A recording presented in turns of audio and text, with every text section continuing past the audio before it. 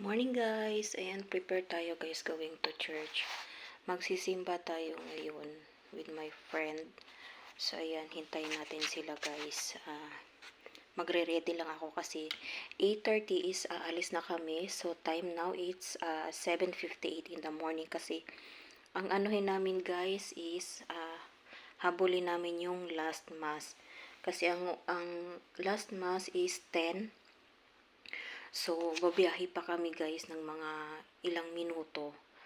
Mga 45 o 30 minutes kasi malayo-layo kami guys.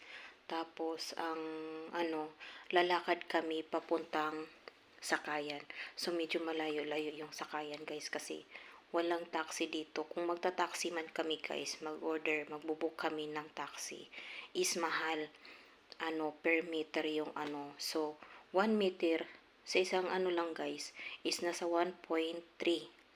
So kung magtatakbo na yan, so palaki ng palaki guys, baka abutin tayo ng mga 15 real going to church. So magbabas na lang kami or magta-taxi doon sa highway kasi pag doon kasi sa highway guys is mura lang, nasa nasa 50 to 70 peso kumpara sa atin ang pamasahe.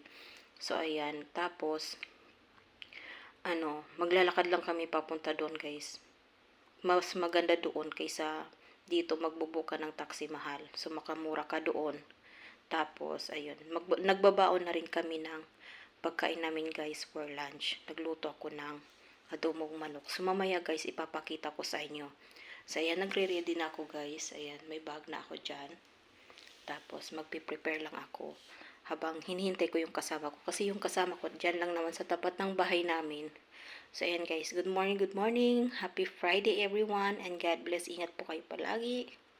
Bye bye.